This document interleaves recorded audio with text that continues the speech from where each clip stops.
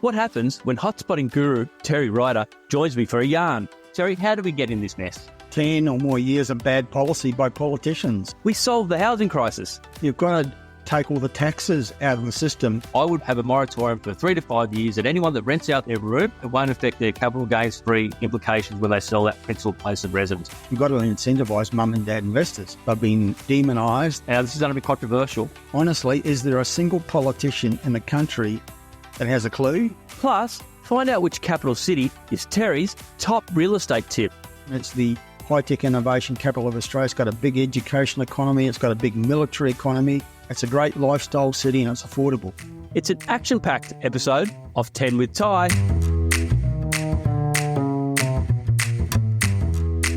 Hi, I'm Tyron Hyde, the CEO of Washington Brown, the property depreciation expert. Now, I'm a qualified quantity surveyor and also a best-selling author who's helped hundreds of thousands of property investors over the years pay less tax through depreciation. I'm also an avid investor, which is why I created the podcast series 10 with Ty, where I ask the smartest people I know the same 10 questions to unlock the keys to their success and hopefully leave a playbook for my family and your family too about investing. Now, this podcast is general in nature and not specific to your financial circumstances. We always recommend you sit down with an accountant or financial planner before making any investment decisions. Now, let's get on with the show.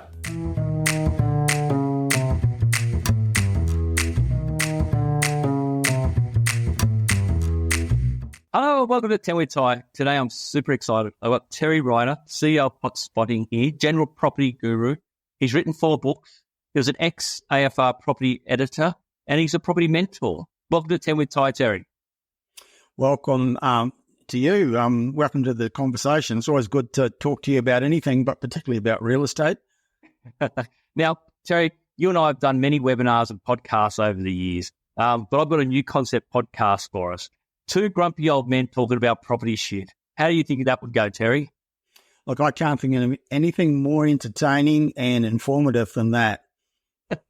Very good, very good. Now, Terry, I get grumpy when people of our vintage say things like, oh, when I was 20, it was harder. Interest rates were at 17%.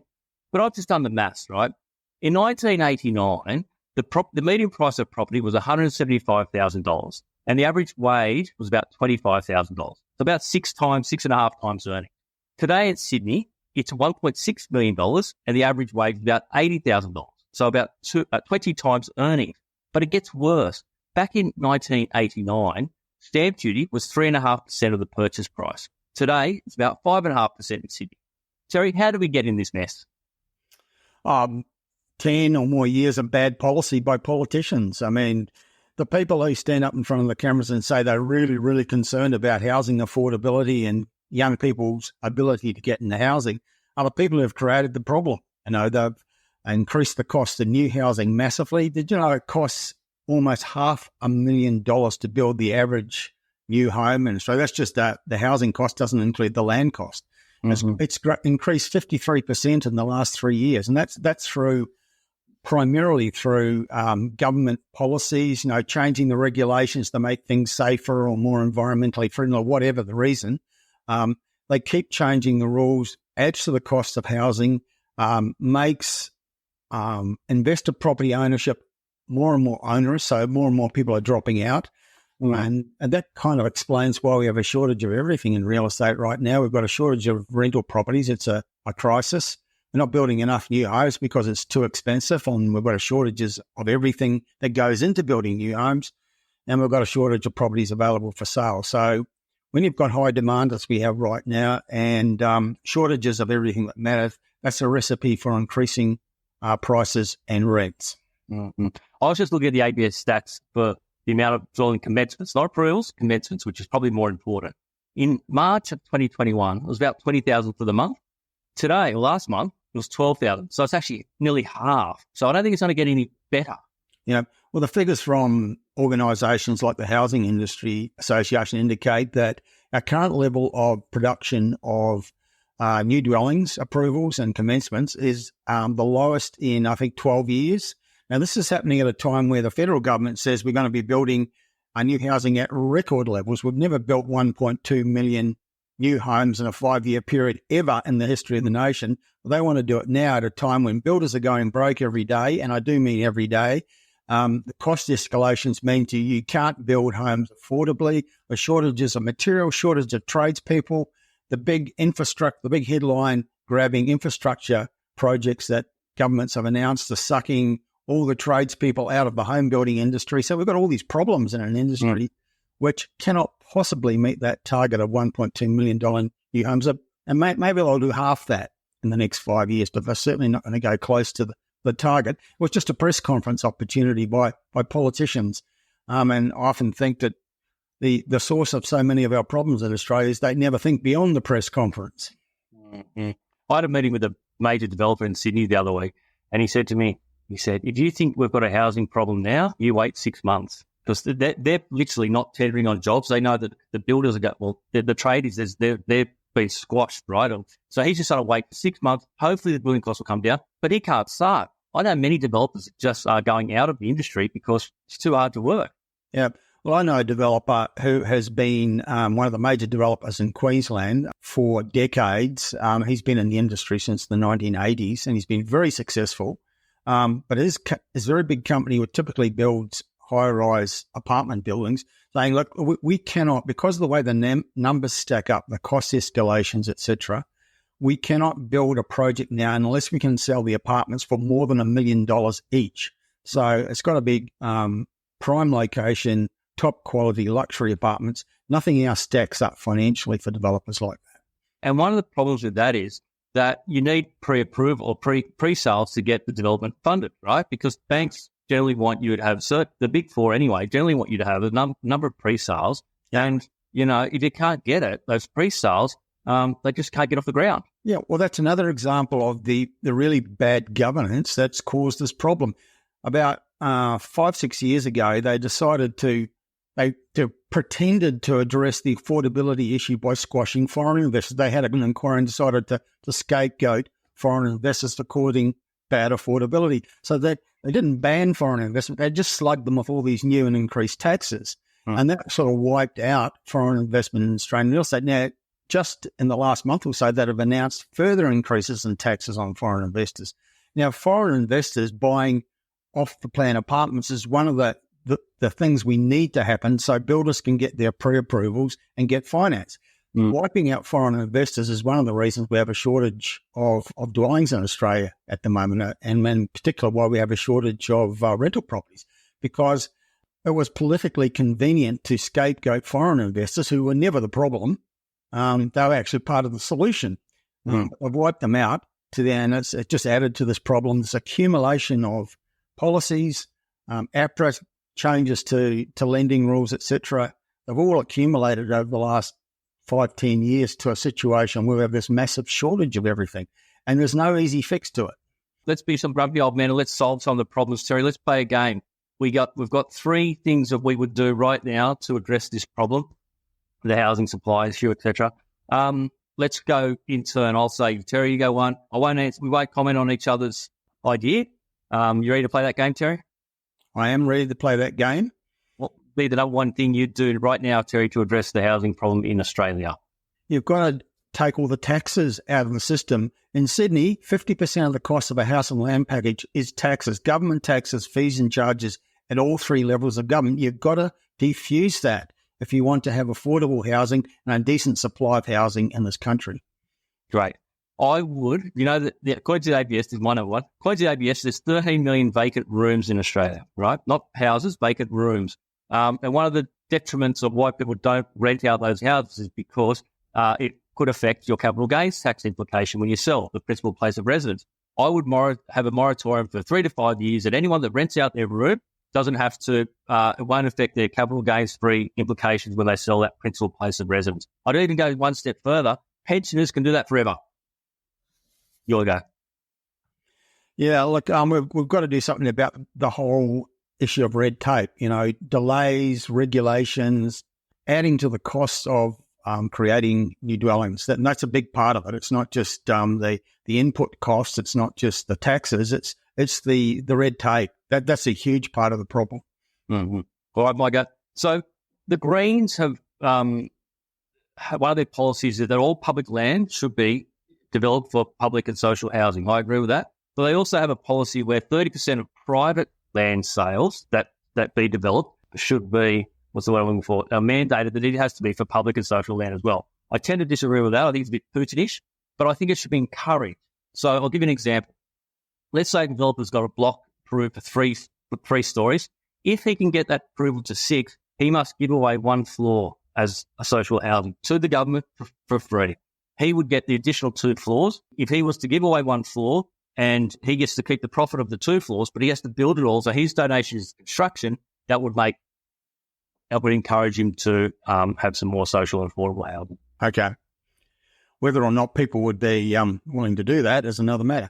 Look, we've got to stop adding to the costs of constructing new dwellings.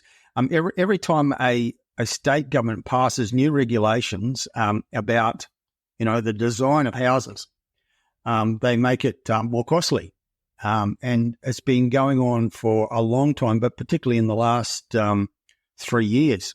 As I said earlier, the cost of building the standard dwelling, a house in Australia, has increased from $320,000 to over $490,000 in 3 years. That's a 53% increase in just 3 years. And that's not including the cost of the land. People like the Greens talk about, affordable housing. You cannot build affordable housing because no matter what your intention is, the structure is still going to cost what it costs. And the cost of building that typical house in Australia is now almost $500,000. Yeah. Well, as a quantity surveyor, I know I said I was going to comment on it, but as a quantity surveyor, there's a thing called the building price index, which is different to the consumer price index. And since the AIQS started tracking that, the building price index has never gone down in history. And I can't see it happening anytime soon. No, it's quite the opposite is happening just at the moment. And, they've got to address that. But honestly, is there a single politician in the country that has a clue? I don't think so. I haven't. Look, we monitor media with what we do because we're basically researchers and we're scouring media and online sources of scraps of information that inform what we do. And so we're looking at what's in media every single day right across the country. And I've not seen a single politician or journalist, for that matter, actually ask the question, how did we get in this mess? How did we get to this point in time? Because, vacancies below 1% is unprecedented. I've been doing this for over 40 years, and I've never seen vacancies so low in so many places. But no one seems to be even asking the question, how did we get here? Because if you don't understand that, you can't fix it. Mm-hmm. I think the Minns government's plan of having, approvals around trains, hubs, etc., is a good idea. But I thought of that about 15 years ago, and I'm not in that role, but I thought it was a bit of a no-brainer. You go to Tokyo, and you see that after every station. Yeah, well, we've got politicians seeking press conference opportunities, a publicity splash, but it's not necessarily motivated by desire to come up with real solutions. I think politicians have this vague notion that what we need to do is be building more houses, but, it's not really as simple as that. One of the things we have to do is incentivize people to become landlords. We've got to incentivize mum and dad investors. That's where 91.4% of the homes that people rent in Australia come from ordinary investors, not government, not big companies, just mum and dad investors. And they've been, over the last 5-10 years, been massively disincentivized. They've been demonized. They've been scapegoated as, the problem, when in fact they're the solution. And it's the constantly passing of regulations that favour massively tenants over landlords, and the increasing of taxes on investors. That is, the huge part of the reason why we have this incredible rental shortage, and it's just getting worse and worse. And will probably continue to, because there's no solutions being presented. That's a good segue to my final idea on what we could do, Terry. Now, this is going to be controversial because I'm going to suggest that instead of having a building allowance rate where you claim the depreciation of the building over a 40-year period at 2.5%, increase it to 4%. So it'll make it more attractive to investors to invest. Hopefully, the developers will be able to get more off the plan sales, which will enable them to get funding to develop. And the government claws it back when they sell the property anyway. So it'll make it look more attractive now when we need it to look more attractive. Yeah. Well, the problem is, there's been various talk fests called by state governments in various jurisdictions around the country, and they invite all the usual suspects. But I don't. Have you ever been invited to one of these talk fests, Tyron? I got invited once they changed the tax law, and the Treasury Department got me in to give me advice, but they'd already changed the law, and I was just having industry consultation. They'd already changed the law, Terry. But they never invite the real stakeholders, the people who actually have the solutions are never invited to these talk fests. As people from the social security end of town, and someone representing the developers, the property council, everyone just goes in and argues their vested interest. But there's no real solutions being presented because the people who have the answers aren't being invited and aren't being listened to. Yeah. All right, let's move on. That was interesting. I was on a forum the other day, a Facebook forum, wasting my life away. And this particular forum, they were very pro-Perth. And I said, I think Perth looks cooked, right? And geez, did I cop it? And then, and they said, why? I said, look, all I see in my Facebook feed are people having the next hotspot and happens to be in Perth. Download this report. And by the way, we happen to have a house and land development for sale there as well.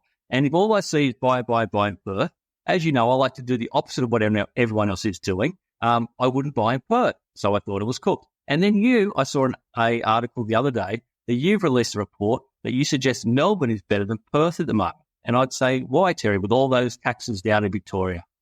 Yeah. Well, a very good question. We're actually doing a webinar, and we're saying why Melbourne makes more sense than Perth. Look, what you've just referred to is what I call the loudest noise in real estate is always the voice of vested interest. So the people are advocating the Perth boom is just going to go on and on. Buy in Perth, you'll make $1 million. You look at who they are, and they're all people who stand to gain massively if that is true. So it's always really important to choose who you listen to when it comes to advice in real estate. People with a vested interest, you need to be a little bit cautious about accepting their advice.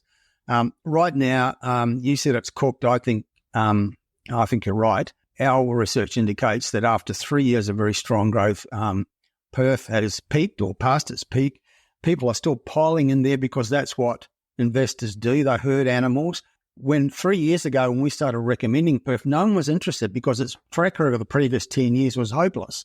It had shown, in fact, most suburbs in Perth had a negative and a minus in front of their capital growth figure for the previous 10 years.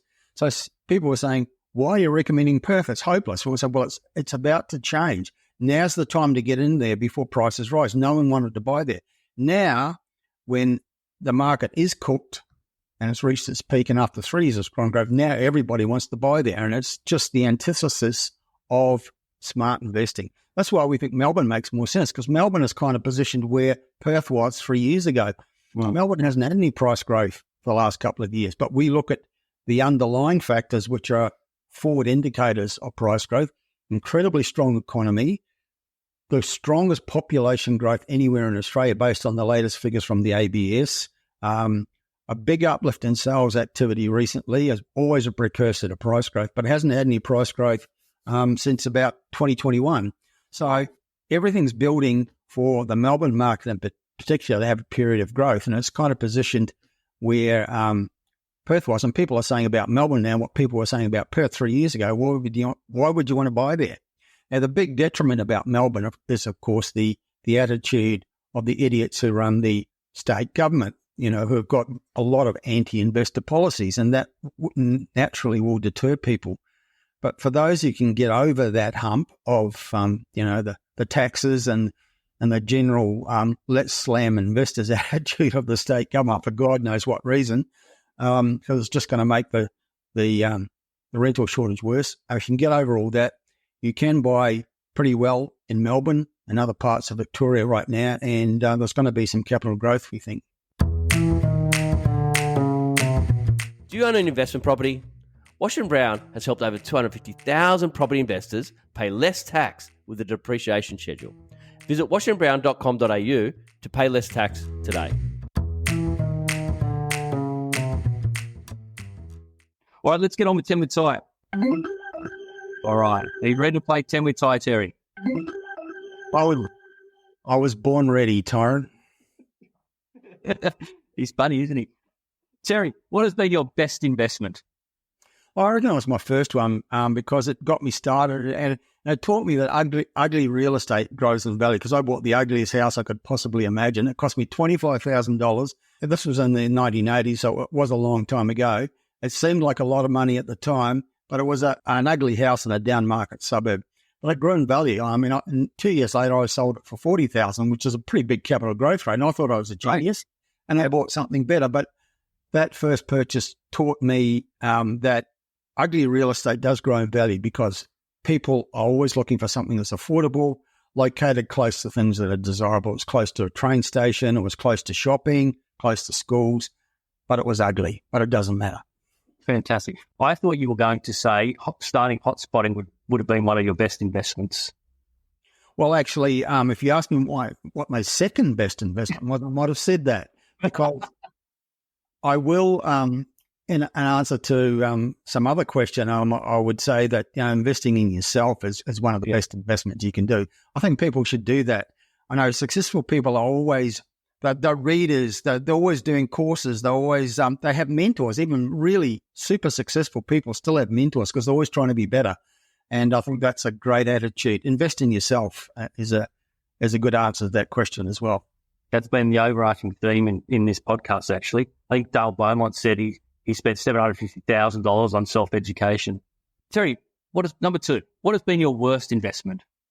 Honestly, I put my savings at the time into shares in a property company in 1987. The next day was Black Friday and the share market collapsed and that company disappeared and I lost all my savings.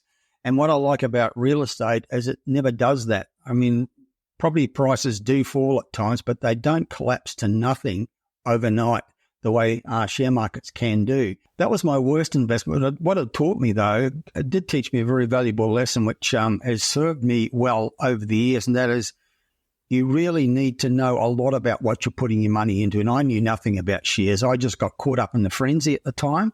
As you know, similar to people piling into Perth without thinking about what they're doing, not doing proper due diligence. It's a very similar syndrome. I got caught up in the share market frenzy in the late 80s and I lost all my savings because I didn't know anything about it. So I learned to invest in what I know well, and that's real estate. Yeah. Well, that's why this podcast started. My father lost all his money in all his superannuation in the late 80s in a company called Estate Mortgage. Do you remember them? Oh, yes. Yeah. Legendary disaster. Yeah. So he did it. They advertised they were safe as houses, but really, and they were investing in bricks and mortar, but really they were putting it into mezzanine funding for developers. And then when interest rates went to 17%, all the house cards fell down and he lost pretty much everything. You mentor a lot of people. What mistakes do you see people making? What are the worst mistakes that other people make? With property investment, look, there's a whole range of them, but the biggest one is a lack of willingness to invest in information and advice. So many people want to do property investment on the cheap. They'll borrow money and buy the big, do the big spend, which is buying the piece of real estate, but they won't spend relatively small sums of money in good advice, a good accountant, paying for a depreciation report. Good answer. Getting advice from a specialist property lawyer or an accountant on the right entity to buy in, mentors, buyer's agents. These are relatively small investments to make sure that the big sum of money you spend is spent in the right way. And most people aren't willing to do that. And that's the worst kind of false economy, I think. Fantastic. All right. Question number 3, Joe. What's been the most valuable investment advice you've ever received? Well, it harks back to a very recent comment in this conversation. Invest in yourself. And as you said, it's a recurring theme in this podcast. But all the really successful people that I know personally are people who are constantly investing in themselves. They're readers, they're podcast attendees, they go to seminars, and they quite often spend a lot of money on mentors, even though they mentor people themselves. And I do that. I mentor people, but I have mentors, and my mentors have mentors. So you invest in yourself, follow your passion, you'll be successful, and then you invest the profits in real estate. I'm in a business program called Business Blueprint with Dale Beaumont. Don't know if you know it. Yet they recommend being in that program for 1 or 2 years. I'm up to my 12th year. Can't get rid of it. All right. Question number 4, Terry. What's your ideal portfolio mix of shares and property, commercial property, etc.? Well, for me, it's all real estate because that's what I know. And I learned that lesson back in the bad days, 1980s. Don't invest in things you don't understand. I just don't have the time to become really educated about other things. So for me, the ideal investment portfolio is, well, I suppose it's not just real estate, it's my business first and foremost, because that's probably my most valuable asset. That's my superannuation. And so that's an important investment. Beyond that, it's real estate. And within that, it's having a portfolio with diversity. That's really important, I think, to have geographical diversity and also diversity of property types that you buy. It always amazes me when I do mentoring sessions with people, how many people own 5 or 6 properties and they're all in the one city or they're all the one type of property. They don't have any diversity and they're very vulnerable because we don't have one holistic market in Australia. Right now we've got some markets booming, but other markets like, say, Hobart and Darwin, Canberra are actually going backwards. So if all your properties are in places like that, you've got a pretty sick portfolio. So diversity is, the really important thing. So you have some in cities, some in regions, sprinkled around the country, reduces your land tax amongst other reasons. And they have some that are like set and forget, some that are value-adding opportunities, some that are redevelopment opportunities. So, I'll learn about real estate by having a mix of types as well as geographical diversity. Yeah, land tax is a huge issue. If you've got all in one state, you're going to be paying a lot of land tax. Yeah, and they're all in Victoria right now where they've dropped the threshold to pretty much nothing. Right. Yeah, I was got a bit of a shock when I got a land tax bill from the state government of Victoria. We hadn't before, simply because they just lowered the threshold. Another example of their hell-bent trying very hard to discourage investment in Victoria for some reason. Yep. From your experience, this wasn't one of my questions, but what's performed better over your data tracking life? Regional areas or capital cities? I know there's lots, you're going to say which region, but if you just average it all out to regional areas versus capital cities, what's performed better over the last, say, 30 years? Well, I can't tell you over the whole period that I've been around because it's been a very long time. And, the sort of data that we have available now didn't exist back when I started. But in the last 5 years, definitely the regions have outperformed the capital cities. But the latest evidence is that that's starting to now change. So I think probably when 5 years from now, when we look back, we'll say, past 5 years, the bigger cities have outperformed, but certainly the previous 5 years, it's been the regional areas, and it's been really that big trend we call the exodus to affordable lifestyle, people moving to the regions, the smaller cities, seeking lifestyle and affordability enabled by technology. People are able to work remotely. You've done it. I'm doing it. Pretty much everybody I know, the modern business, everyone's working from home kind of thing. And technology has allowed that to happen, and that's precipitated this big trend of people moving to lifestyle areas, to cheaper, more affordable regional areas. But I think that movement is still happening, but it's peaked.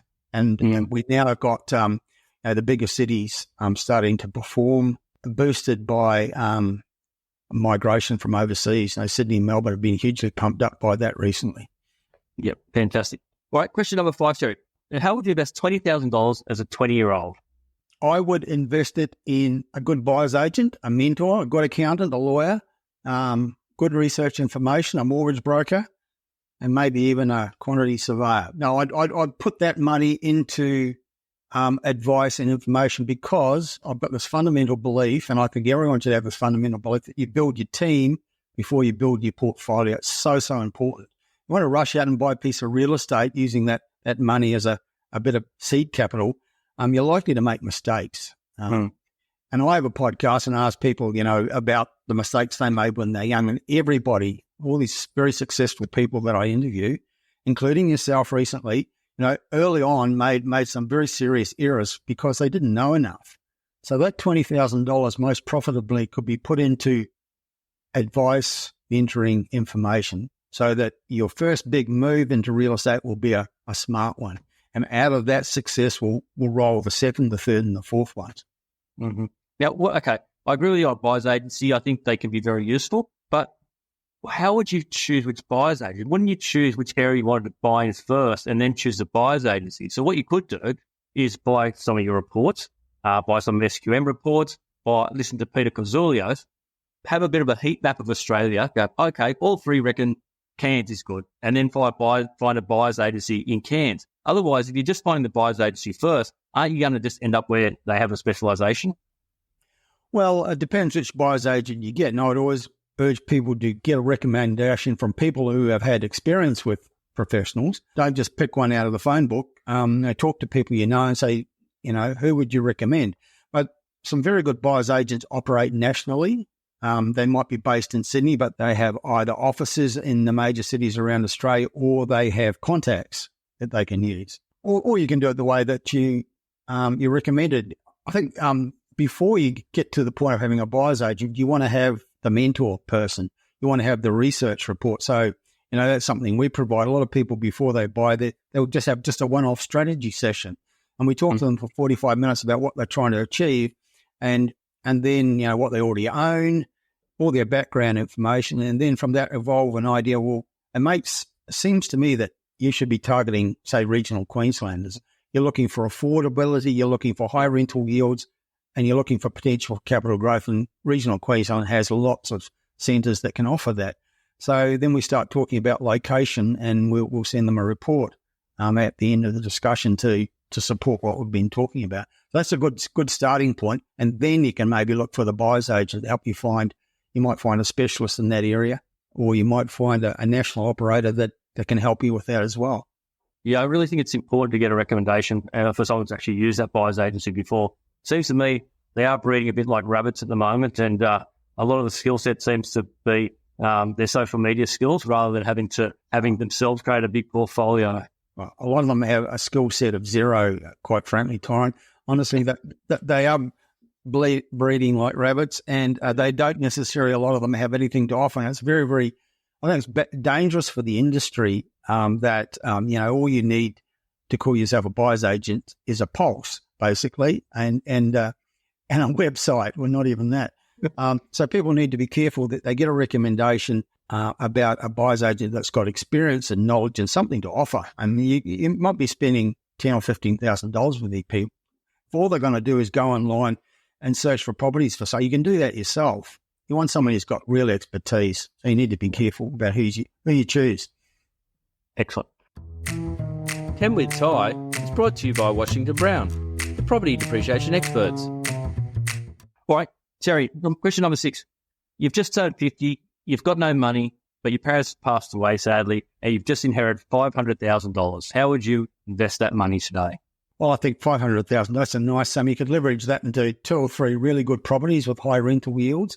I mean, if you're over 50, then you're probably thinking about retirement. And so you'd certainly, you wouldn't want to just go out and buy one property for cash. You'd leverage it into maybe 3 properties, which have high rental yields, and it can help set yourself up to fund your retirement.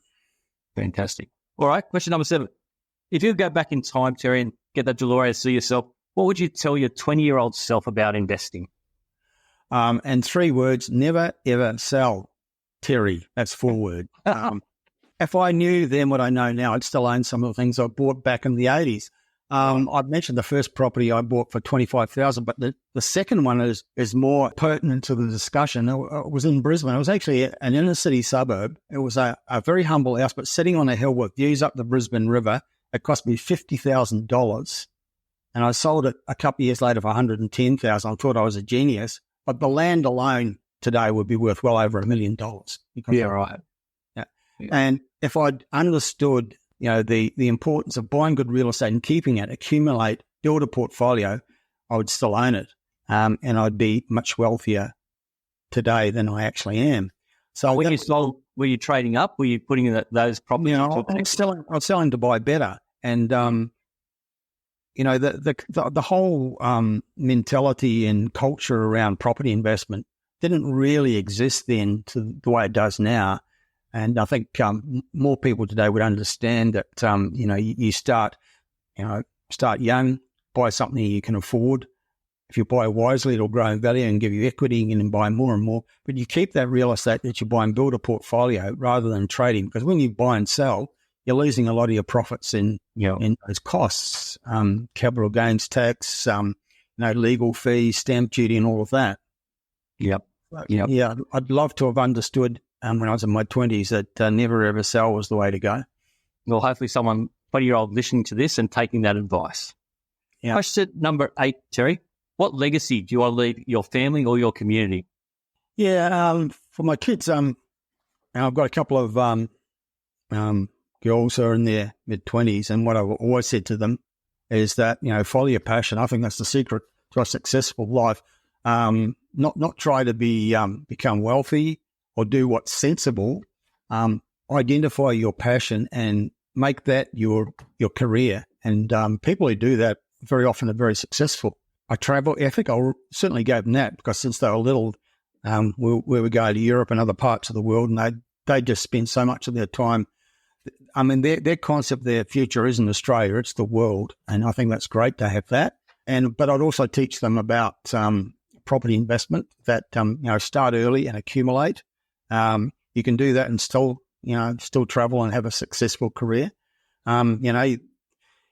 If you're going to be renting, you might as well be putting that rent money into property you own yourself. And sometimes it's, equal cost or even cheaper to own than probably not in Sydney so much, but in other parts of the country. So those are the sorts of an understanding of the importance of shelter as one of the basic needs, and how important it is for the community, for the country, via our politicians to do it better, because we've created a situation where it's incredibly expensive to build and create new dwellings, and there's a shortage, and there's no fix in sight, and it's just become a huge, huge problem. We literally do have people out there sleeping in cars, living in tents. I mean, every town and city in the country has that, and it shouldn't happen in a country with the wealth and wisdom of Australia. Maybe not so much wisdom as wealth. I think you're leaving a pretty good legacy for the property industry, Terry. What does success look like to you, Terry? Actually, it looks pretty much like what I'm actually doing in 2024. I think a little bit like yourself, because I know a little bit about your lifestyle, but for me, it's like owning my own business, working from home in a lifestyle town that I love and don't plan to ever leave, contributing to the success of my business with maybe less time than I have in the past, because I've worked very hard to get to this point, putting in a few hours, but, still being part of the business, giving myself more time for family, for travel, and for writing. I published 4 books in the past, and the last one was a long time ago. I want to get back to that. I want to write books on not just real estate topics, but a whole range of things that I'm interested in. Not novels. I don't want to write novels. I want to write nonfiction. I want to research a subject and write a really interesting book about it. So I'm doing most of that already. So in those terms, my terms, I'm successful. Fantastic. Love it. Look forward to reading that book. Question number 10, the crux of this matter. Now, as you know, my father lost all his money, as I said before. So this is what this podcast is about. Now, Warren Buffett quoted saying, rule number 1, never lose money. Rule number 2, never forget rule number 1. Terry, how do we never forget rule number 1? You go about real estate investment the right way. If you buy the right real estate in the right place, paying a sensible price, and areas with credentials for long-term growth, you don't buy in high-risk areas like tourist towns and mining towns. You don't become a herd animal and pile into Perth when it's at the peak of its market. You do research, you have mentors, you put money into information and advice, and you buy sensibly. And if you do that, you're not going to lose money in real estate. We from time to time, very often, in fact, we have economists and others with doomsday prediction, prices are going to fall 15, 20%. I remember when COVID struck, one of the big banks had forecast a worst-case scenario of 33% drop in our property values. Didn't happen. Nothing like that has ever happened in Australia. We don't have the credentials for that. We have a very strong economy. We have high rates of employment, and we have a shortage of real estate. So real estate is a really safe thing as long as you go about it sensibly. You're not going to lose money, and you're very likely to actually make money doing nothing, making money while you sleep, by just doing it sensibly. And that's the key. You've got to go about it the right way, and that means not being a herd animal. Now, the people who succeed in real estate are actually people who detach from the herd and very often and run in the opposite direction. So rather than buying in Perth, which is cooked, as he put it, thinking about places like Melbourne, which are seriously undercooked. Yeah, I love it. And also, I guess over-gearing is one issue people get in trouble with. But no, I tend to agree. That's a great answer, Terry. All right, Terry, my final thing. As I do this with every guest, I ask a surprise question about their specialised topic. And guess what yours is going to be about, Terry? It's a bit of a no-brainer. We did a recent podcast together where I asked you to, a mythical thing, I said, let's cut up all the capital cities in Australia, put it in a hat. I said, Terry, you're only allowed to choose one capital city as your favourite. Where would you invest right now? And you chose Adelaide. Now, I want to drill that down a bit further. What are some areas within Adelaide that I want to start looking at myself, Terry? What areas within Adelaide? Yeah, suburbs or...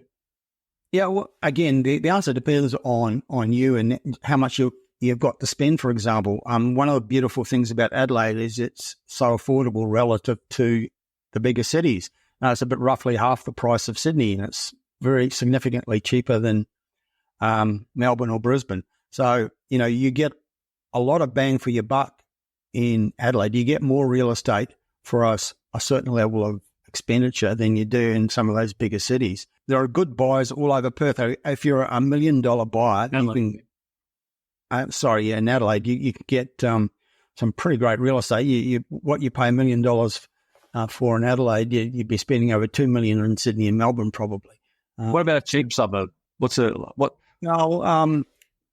Suburbs like the local government area of Salisbury in the north. It's a kind of a nice mix. Some of those northern suburbs of Adelaide are pretty rough, very down market, and some people fear to tread there. But there's within the city of Salisbury, there's suburbs like Salisbury itself, and there's various other suburbs with Salisbury in the name, where you might be buying in the 400,000 and 500,000s. Good solid real estate. It's not luxury. It's not spectacular. But I bought one myself 3 years ago for about $310,000. It's now worth maybe $550,000 3 years later.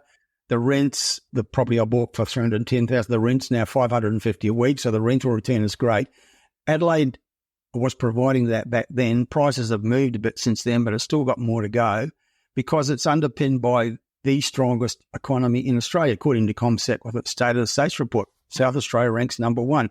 Surprised a lot of people to know that, but Adelaide's a pumping place. It's got this incredible innovation reputation. It's the high-tech innovation capital of Australia. It's got a big education economy. It's got a big military economy. It's a great lifestyle city, and it's affordable. So lots of good places to buy. One place I'd recommend you look if you're wanting to buy there is the city of Onkaparinga, which is down in the south. Includes bayside suburbs like Seaford, where the median price is still around about $500,000, which is pretty affordable for a bayside suburb, which has got a train station. You can take the train into central Adelaide. You can go in by the Southern Expressway. And not far from there is the McLaren Vale wine district. So it's got a lot of lifestyle down there in Onkaparinga. Bayside suburb, wonderful wine district, which I visited about a year ago and had a lovely time. But really good, affordable real estate that's affordable to most people.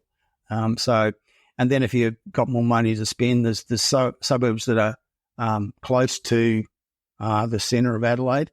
But the place I really like for people who've got $1 million to spend is the Adelaide Hills. I just think it's the most wonderful, hill change. 30 minutes from the centre of Adelaide, you've got this wonderful hills district with suburbs like Stirling and Harndorf.